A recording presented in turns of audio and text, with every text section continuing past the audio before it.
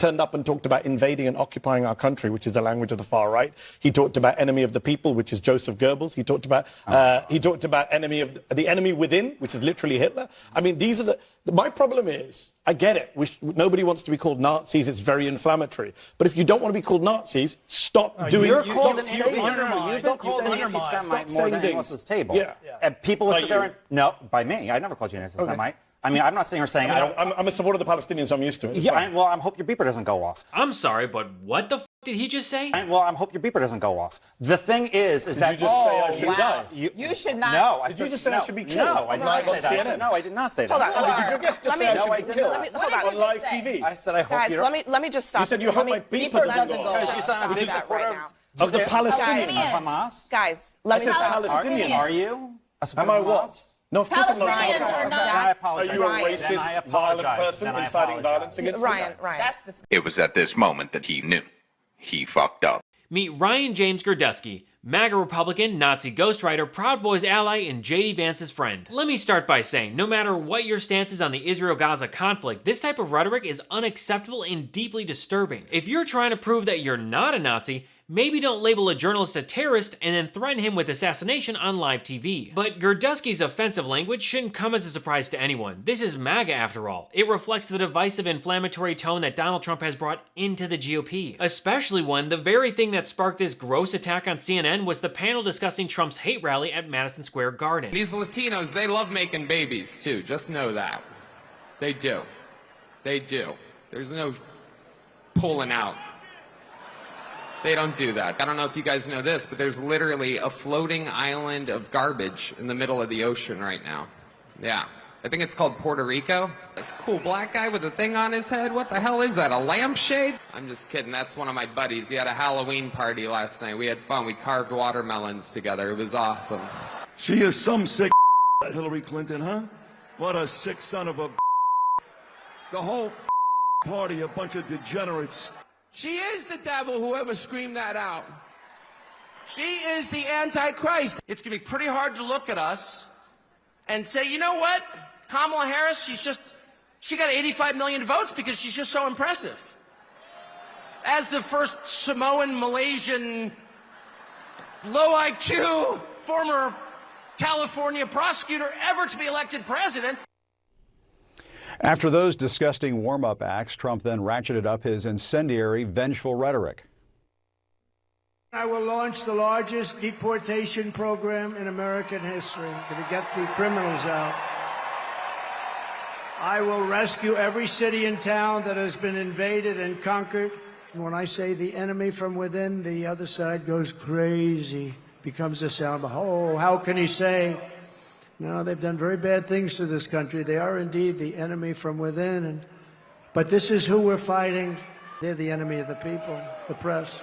Trump's racist rally has backfired on his campaign in such a magnificent way that now Trump's only defense is to describe it as a love fest. He's ever seen anything like, I don't think anybody has ever seen anything like what happened the other night at Madison Square Garden. The love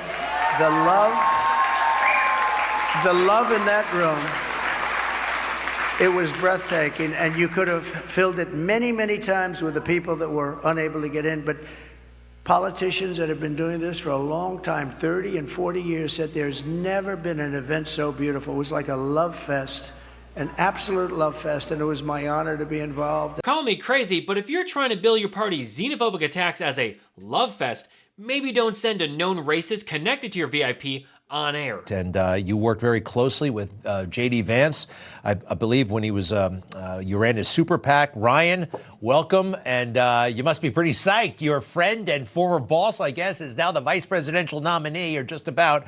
Tell us about this guy, and tell us about how you got to know him. Yeah, it's pretty amazing. In 2020, he reached out to me over Twitter, and we had built a friendship. And then when the open Senate became open and Senator Rob Portman announced his retirement, I called him and said, if you're running, I want to be on the team. And I ended up being on a super PAC.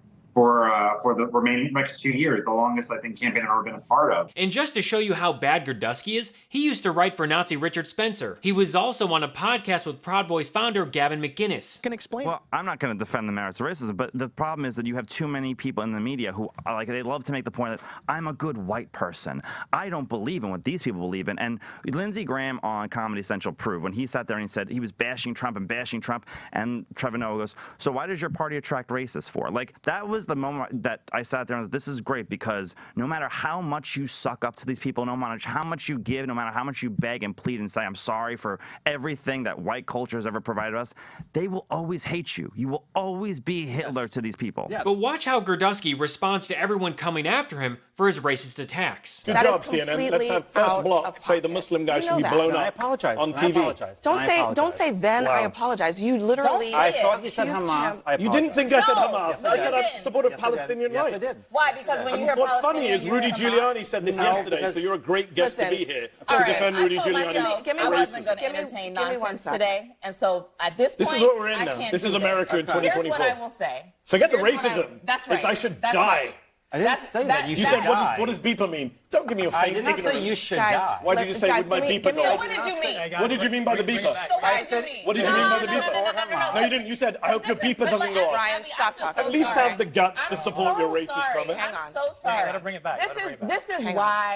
This is why yesterday's rally was disgusting. Don't call us Nazis, but I'm going to threaten the brown guy as a terrorist and kill him. Because I didn't ever say Donald Trump was Hitler. Man. But do you know who stood on a stage yesterday and said, I want to come to the Nazi rally? I don't have to make up words and call you something. You're saying it for yourself. And what you just said Kamala right here, apologize, but I will tell you, I don't accept that apology, and you didn't even say it to me. I didn't say that was disgusting. But I can be offended when you don't even say it to me. I'm not Puerto Rican, but I was offended by what he said yesterday. And I'm offended that the former president and potentially future president would allow it and go for 12 hours and not say, I don't care. Because you know what? When Kamala Harris put out statements about switching up opinions, it wasn't good enough for Republicans. Why are you looking at me? Because you said it. Why don't you take this back a little bit and let her take the show? You know what? No, listen. You're kind of monopolizing her show. No. Hold on one second. Because I'm surprised you wouldn't even say what he just said. We have a lot of. Hang on a second. Yeah, I do. We have a lot of heated conversations on this show. That is let true. her take it back. But one of the things that I do not appreciate is when we cross the line. Okay? I don't appreciate that. I apologize. And I appreciate the apology, but I don't want a conditional apology for saying something that is completely. It is not civil in the slightest. I misheard what he said. Okay? I thought he said Hamas. There are lines here. Yeah, I went on CNN and said I support Hamas. What kind of idiots do you take us for? We got to stop this That's a ridiculous thing to say. We have to stop this stuff. Before we get into more of this story, I want to quickly thank today's sponsor, Aura.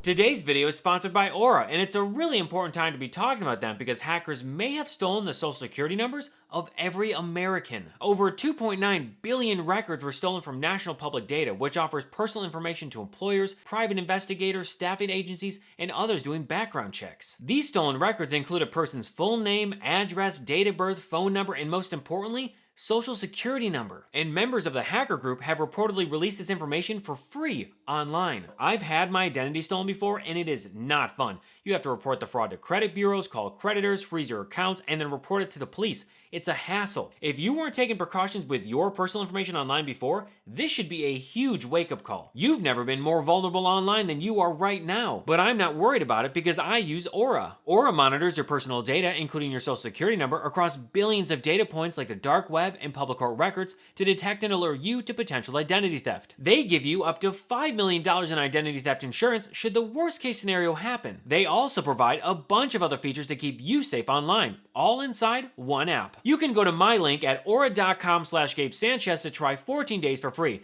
That will be enough time for Aura to find out if any of your personal data is exposed. I highly recommend you do this right now because not only is National Public Data not going to do anything to help you, they probably aren't going to face any repercussions for this leak. I'm not leaving myself and my family vulnerable to data breaches. And if you don't want to either, you can go to aura.com/Gabe Sanchez to try 2 weeks for free.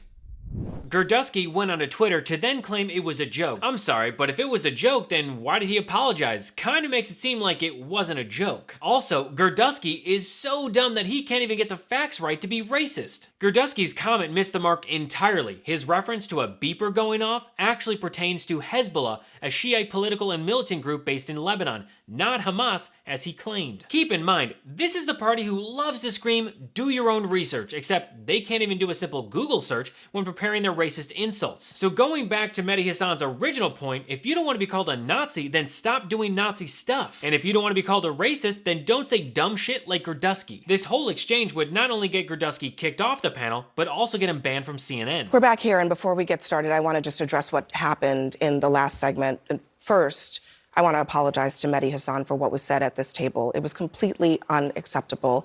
When we get this discussion started, you'll see that Ryan is not at the table. There is a line that was crossed there, and it's not acceptable to me. It's not acceptable to us at this network. We want discussion. We want people who disagree with each other to talk to each other. But when you cross the line of a complete lack of civility, that is not going to happen here on this show. It's a heated time. We're in the middle of a political season. We are 8 days from a presidential election. But we can have conversations about what is happening in this country without resorting to the lowest of the lowest kind of discourse. Want to address that, and I want to apologize to the viewers at home.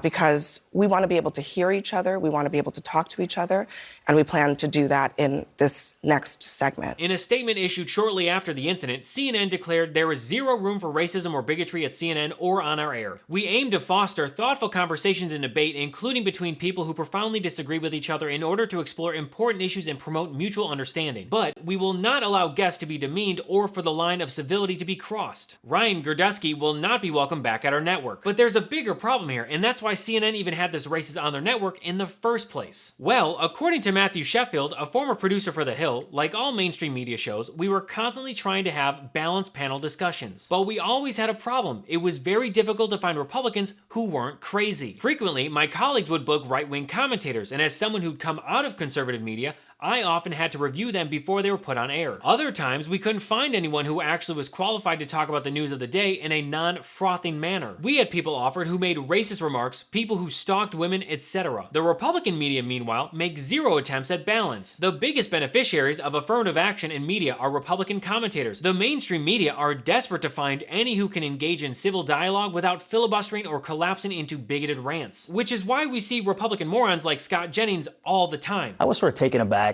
by the absolute full-on attack on Trump. We've heard it all before. It sounded a little frantic to me, to be honest, this close to the end of the election. I took a few notes. Again, they're still pushing the lie about Project 2025. It doesn't matter how many times she says it. Donald Trump did not write it. He has disavowed it. This is not his agenda. He has his own campaign agenda. It is not Project 2025. No, it's Agenda 47, which is exactly the same as Project 2025. And you can say that as many times as you want, Scott, but it's not true. So just to say here and say, I've said this a million times and it's not his plans are, that's a very smug way to look at me, my friend. The thing is that what we're doing is we're talking about what she's planning for us. And you're saying 100,000 people, psh, she could draw that anywhere if it was in Washington, D.C. You're totally overlooking what she has done here. She's brought together 100,000 people to say, I look forward to the future. I will be a president for everyone and not just a president for the people that I like. And if you look at it in contrast to what we looked at Madison Square Gardens, which said, hey, man, we don't like you, we don't like you, we don't like you, we don't like you, we're not for you, we're not for you. And she's saying, everyone is an American. Everyone will be taken care of. What we saw from Gerdusky on CNN, a close associate of J.D. Vance, further confirms how aligned and interconnected these individuals are within the Nazi MAGA movement. They're revealing their true colors, and we need to take note. If you're still supporting this movement after recent events, you're endorsing these views openly. This election, the choice should be pretty easy. Vote for the party that does not have Nazis in it. Vote for Kamala Harris and Tim Walz. Well, that's a wrap for today. Thanks so much for watching, and don't forget to follow me at I Am Gabe Sanchez. If you enjoyed the show, make sure to subscribe to the audio version of What Was That, perfect for when you're on the go or just relaxing. Catch every episode wherever you listen to podcasts.